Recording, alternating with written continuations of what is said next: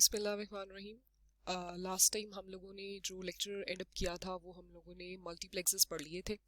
Multiplexes में आपको थोड़ा सा रिवाइज करवाते चलती हूँ कि डी मल्टीप्लेक्सर में is opposite of your multiplexer. Actually multiplexer में ये बात हमने देख ली थी कि हमारे पास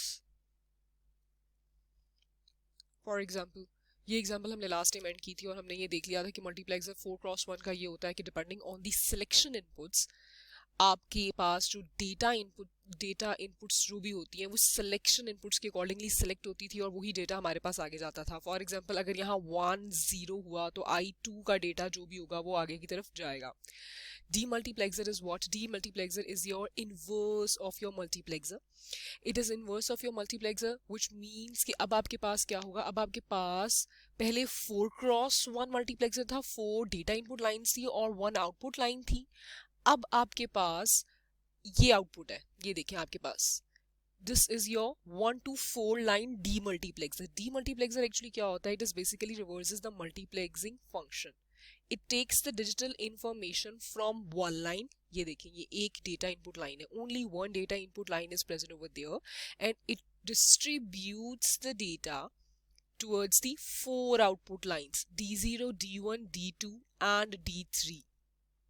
सिलेक्शन इनपुट्स इस पे कौन कौन सी हैं? सिलेक्शन इनपुट्स इस पे डिपेंड करेंगी आपकी, ये देखिए, transmits to raise power n output lines and raise to the power n output lines जो आपकी क्रिएट हो रही हैं उस पे raise to the power n factor will give you 2 selection inputs जो कि आपकी A1 एंड A0 कहला रही है। तो A1 and A0 are your selection inputs and data input अब आपके पास सिर्फ एक है। मल्टीप्लेक्सर में क्या होता था?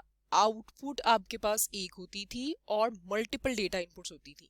But now demultiplexer is the reverse of your multiplexer. You have only one data input and this data will be distributed across your 4 outputs and selection inputs are dependent on the output combination. 2 raised power n is giving you output lines and raised to the power n will give you still same हमारे पास वो बात रह रही है कि selection inputs देगी जो कि A1 एंड A0 है। अब आपके पास क्या है?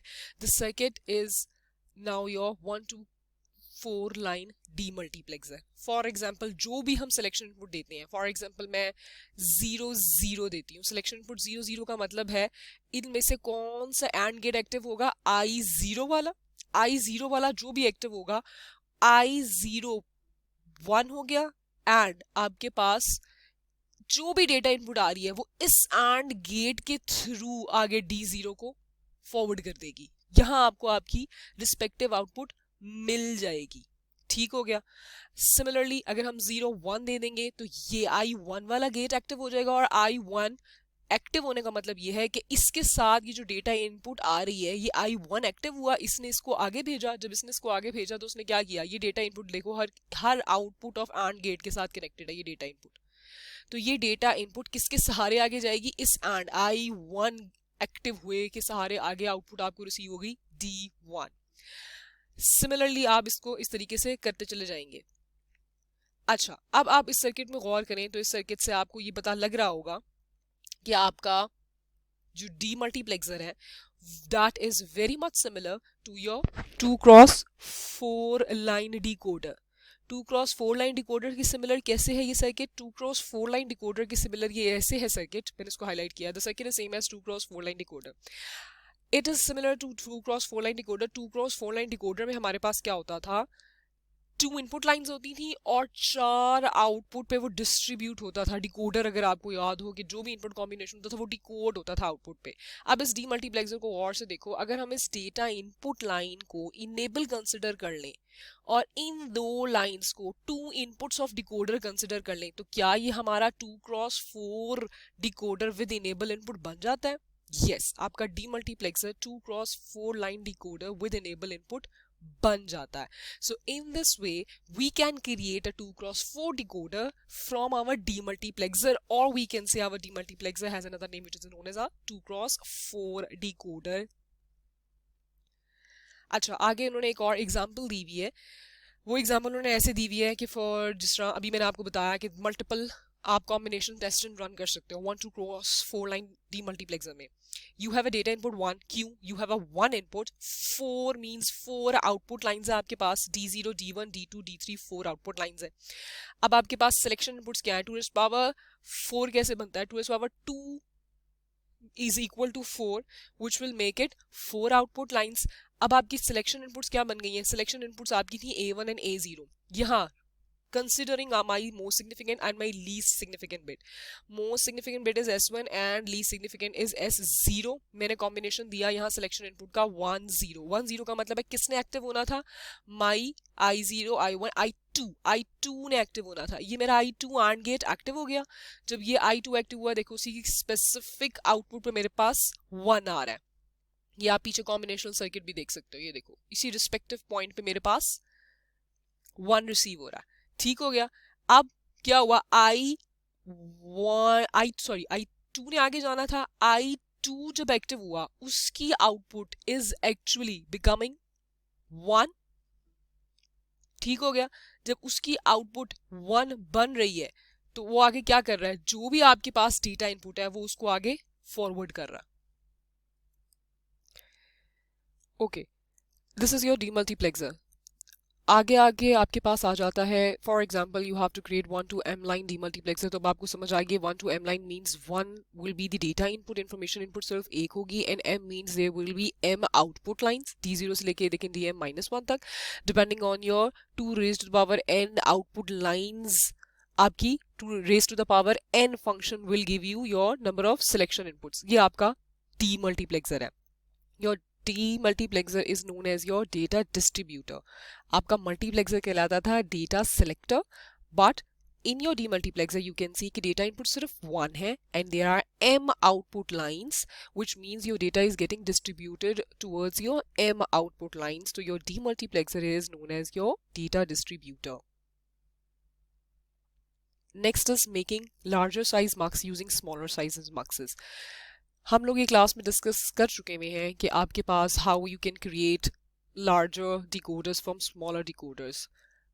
थ्योरी सेम ही है दोनों की, तो मोस्ट प्रोबेबिलिटी है कि आपको ये स्लाइड्स के थ्रू समझ आ जाएगा. क्यों? क्योंकि हम implementation of larger decoders using smaller decoders जैसे क्लास में कवर हुआ था, सिमिलर वे में ही आपका larger mux you can create from the smaller mux. अच्छा, this is your dual 2x1 mux using single 2x1 mux only. Dual 2x1 mux आपको याद होगा, क्लास में एक मिनट में डिस्कस हुई थी स्लाइड्स. ड्यूल 2x1 मक्स मैं आपको स्लाइड शो करवा देती हूँ. इफ यू रिमेंबर कि dual means there are 2 bits which you have to deal. जिस तरह ये था 2 to 1 क्वाड्रपल, 4 बिट्स थी, 2x1 एक ही था. ये देखें 4 bits of your A and 4 bits of your B. Similar way में आपके पास 4x1 क्वाड मल्टीप्लेक्सर था, 4x1 ड्यूल मल्टीप्लेक्सर था. ड्यूल मल्टीप्लेक्सर क्या था, एक 4x1 और उसकी 2, each information bit contains 2 bits. Similar is the case over here now, जो कि आपके पास अब है, जो कि हम डिस्कस करने जा रहे हैं. creating your larger multiplexer. Dual 2x1 mux का मतलब ये है कि you have 2x1 का mux और उसमें कितनी इंफॉर्मेशन लाइंस होंगी, 2 इनपुट लाइंस होंगी और एक आउटपुट लाइन होगी. ये देखो सिर्फ अभी इस ब्लॉक को देखें आप, 2 इनपुट लाइंस होगी, 1 आउटपुट लाइन होगी. 2x1 का मक्स बन गया. सिलेक्शन इनपुट कितनी होती है, 2 raised power 1 will make it 2 information lines, which means selection input कितनी होगी, raised to the power 1 means selection input 1 हो गई. ये आपके पास एक सिलेक्शन इनपुट हो गई. ड्यूल का मतलब है कि आपके पास जो 2 इंफॉर्मेशन लाइंस मौजूद है, each contains 2 bits. Your A number contain 2 bits, your B number contains 2 bits. This is your condensed table, जो कि आपको मैंने लास्ट टाइम क्लास में ये समझाया हुआ है कि अगर 0 है तो A की दोनों बिट्स आगे जाएंगी और अगर 1 है तो B की दोनों बिट्स आगे जाएंगी. Dual means number of bits in your information, that is your A is your one information, B is your another information. आपने इसको कैसे बनाना है, यूजिंग सिंगल 2x1 मक्स. ये आपका बिग रेक्टेंगल जो है, actually this means this is your single 2x1 का mux. How you will handle dual 2x1 का मक्स, इधर गौर करो. एक ब्लॉक है आपके पास 2x1 मक्स का, A0 and B0 2 data input lines हो गई और एक आउटपुट लाइन होगी और उसकी एक सिलेक्शन इनपुट लाइन होगी. आपने एक और मक्स पकड़ा, क्यों, you are going to deal with the second bit of your A. A0 A1 B0 और ये B1। A1 और B1 आपने इस मक्स में डाल दिया, क्यों? 2 इंफॉर्मेशन लाइंस होगी और एक आउटपुट लाइन हो गई, और सिलेक्शन इनपुट आपके पास ये आ गई। Now what will happen over here, suppose selection input 1 1 है, इस मक्स में अगर सिलेक्शन इनपुट 1 है तो किसका डेटा आगे जाएगा? B0 का। इसमें अगर सिलेक्शन इनपुट 1 है तो किसका डेटा आगे जाएगा? B1 का। तो अल्टीमेटली जो आपको आउटपुट्स मिली है वो क्या मिल गई है? Y0 पे B0 रिसीव हो गया, Y1 पे B1 रिसीव हो गया। It means you have gotten your 2 bits of information B, दोनों बिट्स B की आपको मिल गई है। This is your dual 2x1 का मक्स यूजिंग योर सिंगल 2x1 का मक्स। ये big rectangle is your single 2x1 का मक्स, और 1x1 ये है, एक 2x1 ये है, जो कि आपकी एक दोनों बिट्स को हैंडल कर रहा है। A0 A1 2 bits, B0 B1 2 bits।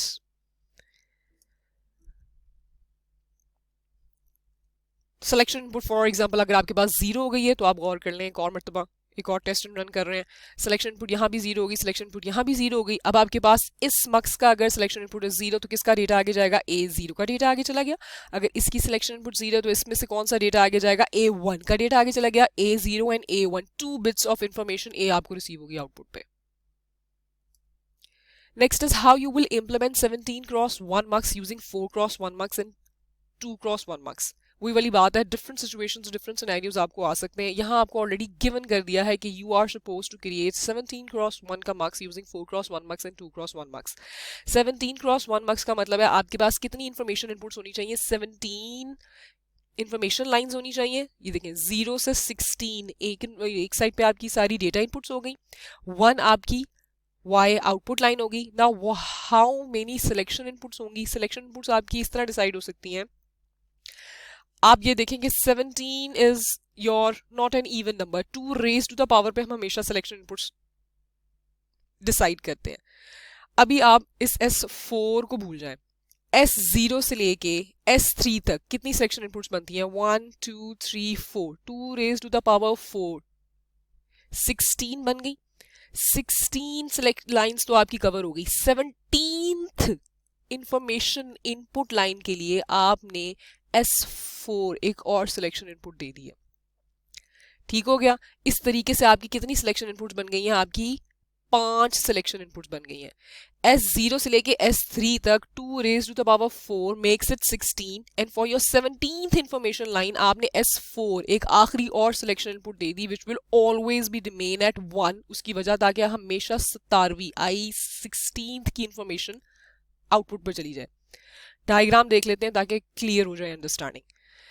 ये आपका एक टेबल है, कंडेंस ट्रुथ टेबल है। ये देखिए सिलेक्शन इनपुट्स S0 से लेके S4 तक है। ये ऑल कॉम्बिनेशंस चल रहे हैं, और इन्हीं कॉम्बिनेशंस के ये देखिए डेसिमल इक्विवेलेंट्स हमें रिसीव होते जा रहे हैं। ये देखिए I7 तक आ गया, अगला ये इसके आगे आगे I8 आना था, I8 से लेके I15 तक अभी गौर कर लें।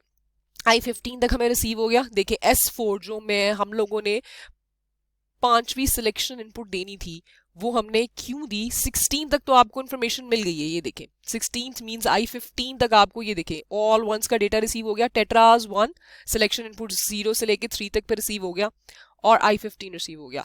अब आपको I16 कैसे रिसीव होना था? I16 आपके पास ये देखिए रिसीव होना था your last most significant selection input S4, जो कि हमेशा 1 रहेगी, ताकि हमारे पास जब भी पीछे से कोई डेटा आए तो हमारे पास हमेशा, अगर I16 1 है तो हमारे पास हर बार I16th इंफॉर्मेशन लाइन में जो भी इंफॉर्मेशन है वो आउटपुट पे मिल जाएगी। रेस्ट ऑफ द कॉम्बिनेशंस हमने डोंट केयर में इसलिए डाल दिए हैं क्योंकि आपके रिमेनिंग कॉम्बिनेशंस अगर आप ये टेबल पूरा भी करो तो जो मोस्ट सिग्निफिकेंट बिट 1 है, जब जब ये 1 है तो किसका डेटा ज्यादा चलाएगा? सिर्फ I16 इंफॉर्मेशन लाइन का डेटा ही आगे चला जाता जाएगा। This is your 17x marks using 4x1 and 2x1 का। ठीक हो गया। ये देखें 1 2 3 4 आपके 4x1 मार्क्स लग गए। ये आप टेबल से भी कर सकते हो डिसाइड 4x1 के, जो भी आपको वही वाली बात है जिस तरह आपको क्लास में करवाया गया था कि ट्रूथ टेबल्स के थ्रू यू कैन डिसाइड कि 4x1 मार्क्स का टेबल कहाँ कहाँ किधर किधर बन रहा है। ठीक हो गया। 4 आपके 4x1 मार्क्स यहाँ, और ये 5वां 1 2 3 4 5 आपके 4x1 लग गए। आखिर में आपका एक 2x1 मार्क्स लग गया।